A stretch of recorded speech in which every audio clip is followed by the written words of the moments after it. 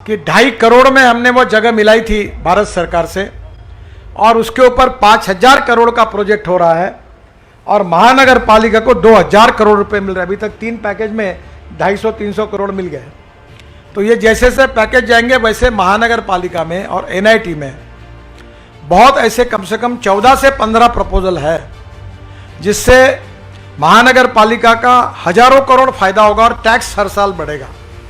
तो मैंने आयुक्त जी को कहा है कि इसके लिए एक स्पेशल डेडिकेटेड डिवीजन खोलिए और जो लंदन स्ट्रीट का जो फार्मूला है वो किसी के ऊपर एलिगेशन नहीं होते क्योंकि किसी को जगह बांटने का अधिकार हमारे पास नहीं है।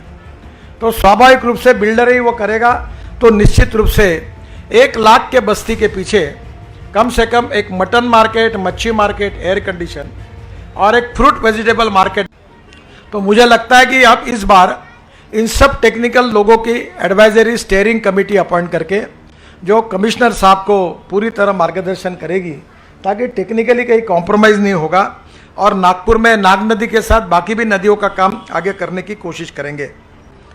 एक बहुत अच्छी बात हुई है कि कल गोंदी रेलवे स्टेशन का भूमि पूजन है, प्रधानमंत्री कर रहे हैं 300 स्टेशन का।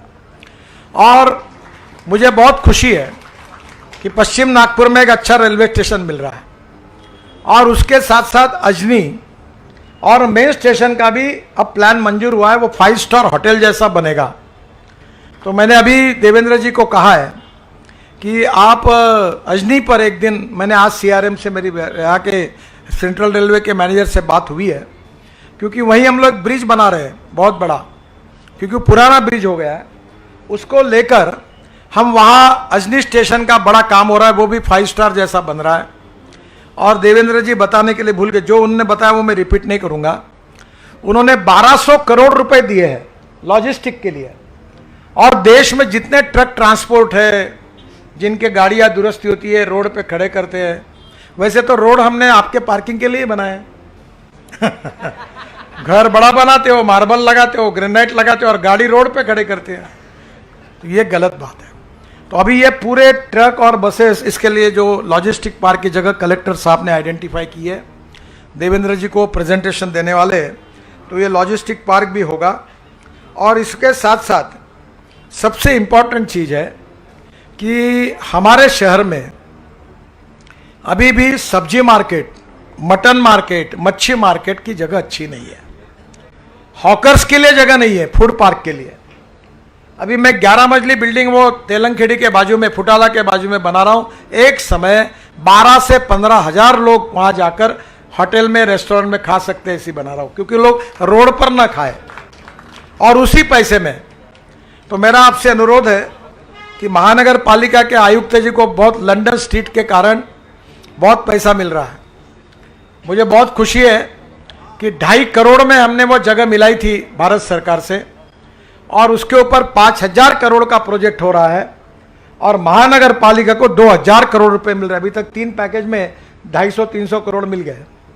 तो ये जैसे जैसे पैकेज जाएंगे वैसे महानगर पालिका में और एनआईटी में बहुत ऐसे कम से कम 14 से 15 प्रपोजल है जिससे महानगर पालिका का हजारों करोड़ फायदा होगा और टैक्स हर साल बढ़ेगा। तो मैंने आयुक्त जी को कहा है कि इसके लिए एक स्पेशल डेडिकेटेड डिवीजन खोलिए और जो लंदन स्ट्रीट का जो फार्मूला है वो किसी के ऊपर एलिगेशन नहीं होते क्योंकि किसी को जगह बांटने का अधिकार हमारे पास नहीं है। तो स्वाभाविक रूप से बिल्डर ही वो करेगा। तो निश्चित रूप से 1 लाख के बस्ती के पीछे कम से कम एक मटन मार्केट, मच्छी मार्केट, एयर कंडीशन और एक फ्रूट वेजिटेबल मार्केट बने ताकि हेल्थ पॉइंट ऑफ व्यू हमारे लोगों को मक्खियाँ बैठी हुई गंदगी के समय जो मटन मच्छी खरीदते वो खरीद करने का मौका नहीं आएगा। और एक अच्छी बात, देवेंद्र जी को मैं धन्यवाद दूंगा कि पिछले बार उन्होंने बावनकुड़े जी उन्होंने मिलकर 60 करोड़ रुपए दिए थे और हमने काफ़ी मैदान अच्छे किए हैं।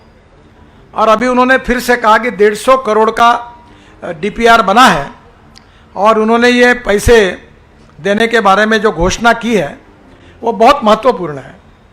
आजकल देखो हमारे घर में हमारे छोटे छोटे बच्चे, मेरे घर में भी यही होता है, दिन भर मोबाइल हाथ में लेके वो देखते रहते हैं। ये पूरी पीढ़ियाँ बिगड़ रही है और आप सब लोग ये तय करो कि हर शाम को 5 बजे के बाद अपना लड़का लड़की ग्राउंड पर जाकर खेलनी चाहिए। मैं चाहता हूं कि हर विधानसभा में 2 स्विमिंग टैंक बने, एक कम से कम 2 हेल्थ क्लब बने। अभी लंदन स्ट्रीट में जो स्विमिंग टैंक बनाने का डिज़ाइन मुझे बताया गया, मैंने आगरा से बनाया, 1000 लोग वहाँ तैर सकते हैं, ताकि हमारे गरीबों के लड़के लड़कियाँ वहाँ जा सके। तो स्पोर्ट्स की एक्टिविटी में जब क्रीड़ा महोत्सव हुआ तो नागपुर में करीब 58,000 खिलाड़ियों ने खेल में भाग लिया और 5 लाख लोगों ने देखा। ये संदीप जोशी कन्वेनर थे। इतने बड़े प्रमाण पर हमारे लोगों ने अच्छा काम किया कि मेरा विश्वास है कि नागपुर के खिलाड़ी अब इंटरनेशनल लेवल पर जाएंगे। हमने सांस्कृतिक महोत्सव किया, देश के बड़े बड़े आर्टिस्ट थे उनको लाया और इतना रिस्पांस मिला, 40-40, 50-50 लोग 17 दिन कार्यक्रम को आते रहे। तो मुझे निश्चित रूप से विश्वास है कि इस बातों को भी हम पूरी करेंगे। एक सबसे आखिरी में महत्वपूर्ण बात है, वो है मिहान की। और आपको पता अगर खुशी होगी कि नेताओं को जनरली चिंता होती है कि अपने बेटों को रोजगार कैसे मिले।